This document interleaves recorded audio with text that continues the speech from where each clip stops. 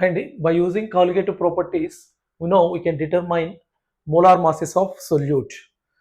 And we know colligative property is inversely proportional to molar mass of solute. Okay.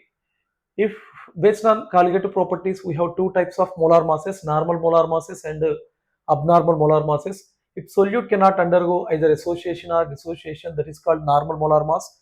If solute undergoes either association or dissociation, in that case we get abnormal molar masses. To convert abnormal molar masses to normal molar masses, Van't Hoff introduced a concept, that is Van't Hoff factor I. How to give Van't Hoff factor? Number of particles present by number of particles dissolved, or observed colligative property by theoretical colligative property. As colligative property is inversely proportional to molar mass of solute, theoretical molar mass by observed molar mass.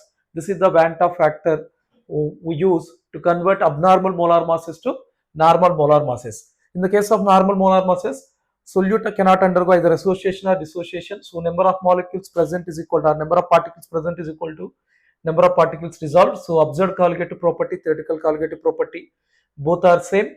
That means observed molar mass and theoretical molar mass are same. So by using this formula, what we will get? I is equal to 1, Van't Hoff factor is 1. So generally it is observed in the case of non-electrolytes like urea, glucose, sucrose, which may not undergo either association or dissociation. Now when we get abnormal molar masses, if solute undergo either association or dissociation, we get abnormal molar masses. For example, if solute undergoes dissociation, number of particles is more compared to number of particles dissolved. N present is greater than N dissolved. That means observed colligative property is greater than theoretical colligative property. So M observed is less than M theoretical, or I value greater than 1 by using these three formulas. Okay, generally electrolytes can undergo dissociation. Okay, so like KCl, NaCl, K2SO4, when they dissolve in water, they may undergo dissociation. For them, we may get I value greater than 1. Association. Okay, in such case, what happens? Number of particles present is less than number of particles dissolved. That means observed colligative property is less than theoretical colligative property, or observed molar mass is greater than theoretical molar mass. So therefore, I value will get what? Less than 1. For example, acetic acid and benzoic acid in benzene, if you take, they exist as what? Dimers, and they exist as dimers. So number of particles decreases.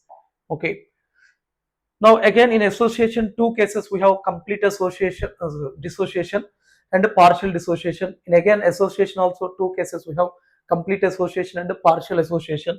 For complete dissociation, I is equal to N. N is nothing but number of particles obtained from one formula unit. For example, for KCl, I value is equal to 2, NaCl, I value 2, K2SO4, 3 particles we will get during its complete dissociation. So I value is equal to 3. Aluminium sulfate, if you take Al2SO4 taken twice, I value is 5. Partial dissociation, this is the formula for partial dissociation. I is equal to 1 plus alpha into N minus 1, where alpha is the degree of dissociation. For example, 50% dissociation, alpha is 0.5. 75% dissociation, alpha is 0.75, and so on. By using this, we can calculate Van't Hoff factor. Next, for complete association, I is equal to 1 by N, where N is the number of molecules associated as one molecule. For example, if 100 X molecules we are taking, they existed as X2 and 50 X2, and that means they are existing as a dimer, and that means N value is 2. For example, we are taking 99 X molecules, they are existing as trimer, and 33 X3 molecules we are getting complete association. All the molecules undergoing association. So N value is how much? 3. I value here is 1 by 2. Here I value is 1 by 3. For example, 100 X molecules we are taking, they are existing as 25 X4 molecules. I value is what? 1 by 4, tetramer. Next one, partial association. I is equal to, what is the formula? 1 minus alpha into N minus 1 by N. For dimer, N value is 2. For trimer, N value is 3. For tetramer, N value is 4. For example, we are taking 100 X molecules. In that 50 are existing as normal molecules, but remaining 50 exist as dimers, and that means what is alpha and 0.5. Okay, and what is N value? 2. Okay, like that we have to calculate, and by taking into consideration of abnormal molar masses, okay, Van't Hoff did some corrections to colligative properties without association or dissociation.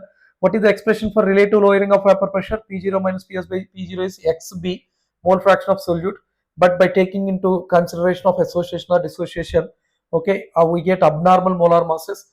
Okay, to convert them into normal molar masses we have to include Van't Hoff factor అండి. So these are the formulas we have without Van't Hoff factor. For no association, no dissociation, and if association or dissociation is there, we have to include Van't Hoff factor also. So generally it is better to use these formulas for colligative properties, and if no association, dissociation, simply I is equal to 1 we have to substitute, and right. This is about molar masses and from colligative properties. Thank you.